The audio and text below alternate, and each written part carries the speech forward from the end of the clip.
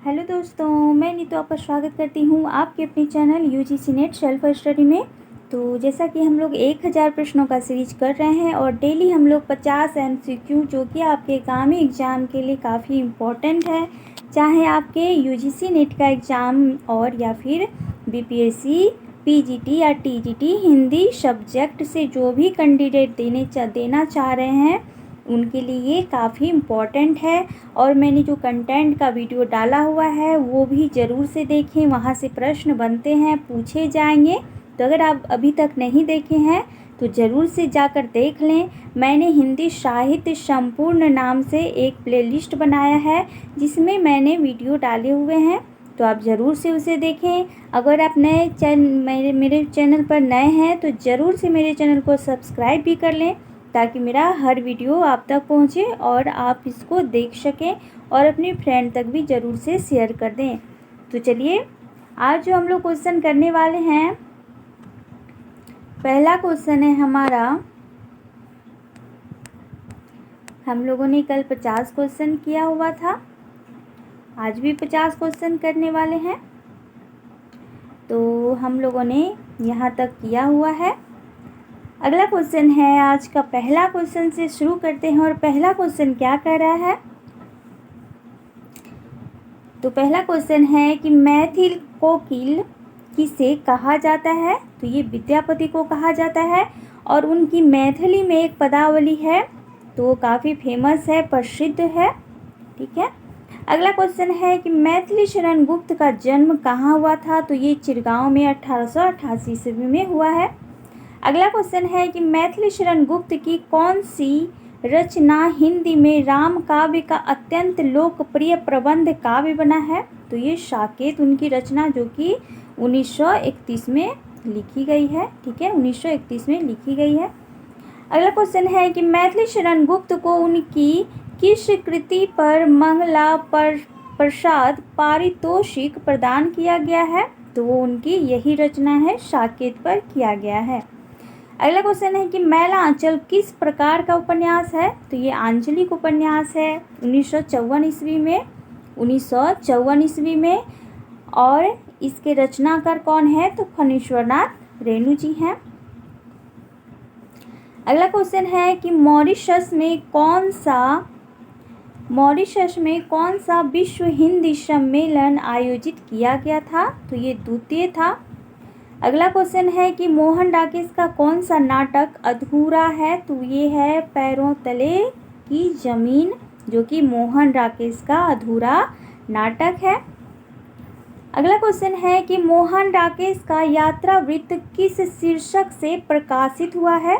तो ये पूछा जाता है। आखिरी चट्टान इनकी यात्रा वृत्त है।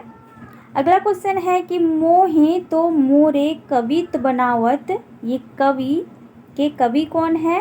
तो ये घनानंद की उक्ति है। अगला क्वेश्चन है कि मौर्य विजय के रचयिता कौन है? तो ये सियाराम शरण गुप्त जी हैं। अगला क्वेश्चन है यथार्थवाद में किस दृष्टि की प्रधानता रही है? तो इसमें वस्तु केंद्रित दृष्टि की प्रधानता रही है। अगला क्वेश्चन है कि यदि गद्य कवियों या लेखकों की कसौटी है तो निबंध गद्य की कसौटी है, यह विचार किसका है? तो ये रामचंद्र शुक्ल जी का उक्ति है। यह क्वेश्चन है कि यह दीप अकेला कवि के रचयिता कौन है? तो ये अज्ञे जी का काव्य है, कविता है। अगला है कि या लुकटी अरुका मरिया पर राज तिहू पुर को तजिडारो, तो इस पंक्ति के रचयिता कौन है? तो ये रसखान की पंक्ति है। अगले क्वेश्चन को देखें तो अगला क्वेश्चन है कि यात्रा वृत्त के लेखक के रूप में कौन प्रसिद्ध हैं? तो ये अज्ञे प्रसिद्ध हैं। अगला क्वेश्चन है कि यामा किस रचनाकार की कृति है? तो ये महादेवी वर्मा की है और यामा के लिए इनको ज्ञानपीठ पुरस्कार मिला है। और यामा में 4 कृतियां संकलित है। और यामा कब की कृति है? तो 1940 ईस्वी की कृति है। तो ये महत्वपूर्ण जितने भी फैक्ट मैंने बताए ये आपको ध्यान में रखना है। अगला क्वेश्चन है कि यायावारों के मार्ग निर्देशन के लिए राहुल संस्कृत्याय ने किस पुस्तक की रचना की है? तो घुमक्कर शास्त्र की रचना की है। यारों के यार कहानी संग्रह किसकी है? तो ये कृष्णा सोबती की है। अगला क्वेश्चन है कि रंग दर्शन पुस्तक के लेखक कौन है? तो ये नेमीचंद्र जैन है। अगला क्वेश्चन है कि रज्जब, सुंदरदास, प्रागदास आदि संत कवि किस पंथ के अनुयायी थे? तो ये दादू पंथ के अनुयायी थे। अगला क्वेश्चन है कि रति, हास, शोक, क्रोध, भय आदि भावों की गिनती किस भाव के अंतर्गत की जाती है? तो ये अस्थाई भाव के अंतर्गत की जाती है। अगला क्वेश्चन है कि रतिनाथ की चाची उपन्यास किस लेखक की है? तो ये नागार्जुन की है। अगला क्वेश्चन देखते हैं कि रमणीयार्थ प्रतिपादक शब्द काव्यम यह किस की पंक्ति है? तो ये आचार्य जगन्नाथ की पंक्ति है। अगला क्वेश्चन है कि रस या अनुभूति की स्थिति के सज्जक भाव के मुख्यतः कितने भेद स्वीकृत किए गए हैं? तो ये 4 भेद माने गए हैं।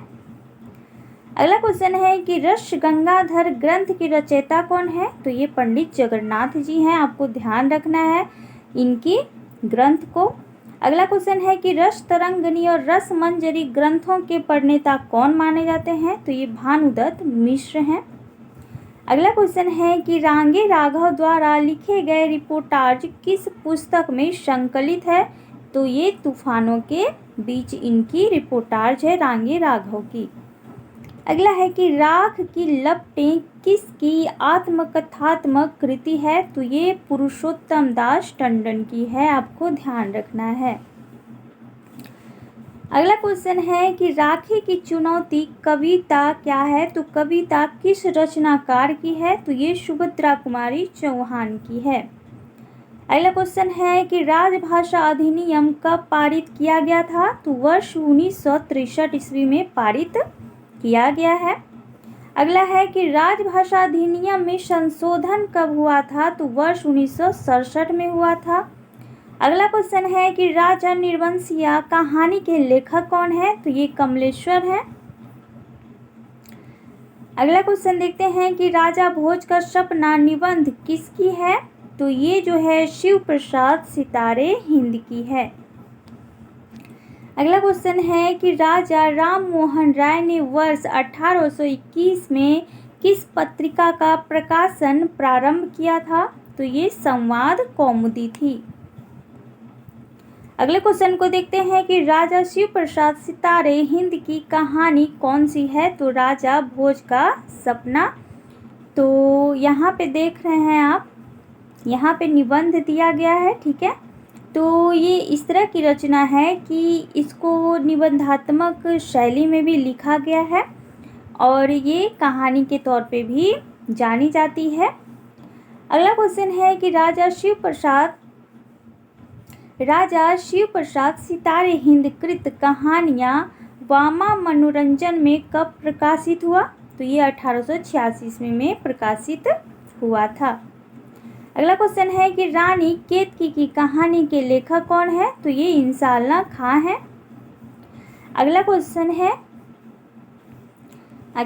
है कि रामचंद्र शुक्ल के उत्साह, करुणा, घृणा, लज्जा शीर्षक निबंध किस श्रेणी के अंतर्गत आते हैं? तो ये जितने भी निबंध हैं शुक्ल जी के, ये सब मनोविकार के संबंधी निबंध है, मनोविकार संबंधी निबंध है। अगला क्वेश्चन है कि रामचंद्र शुक्ल ने आधुनिक काल को किन 2 खंडों में बांटा है? तो शुक्ल जी ने आधुनिक काल को गद्य काल और काव्य खंड 2 वर्गों में बांटा हुआ है। अगला क्वेश्चन है कि रामचंद्र शुक्ल ने किस रचनाकार को सच्चा स्वच्छंदतावाद का प्रवर्तक माना है? तो ये श्रीधर पाठक को उन्होंने माना है। अगला क्वेश्चन है कि रामचरितमानस में कितने कांड हैं? तो 7 कांड हैं, आपको ध्यान रखना है।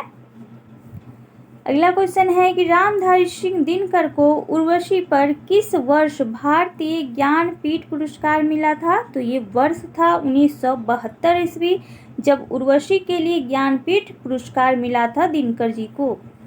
अगला क्वेश्चन है कि रामधारी सिंह दिनकर को किस रचना पर साहित्य अकादमी पुरस्कार मिला था? तो ये था संस्कृति के 4 अध्याय जिन पर इनको साहित्य अकादमी पुरस्कार मिला था। अगला क्वेश्चन है कि रामलला नह छू किसकी रचना है? तो ये तुलसीदास की रचना है। अगला है कि रामविलास शर्मा की आलोचनात्मक कृति निराला की साहित्य साधना कितने भागों में प्रकाशित है? तो ये 3 भागों में प्रकाशित है।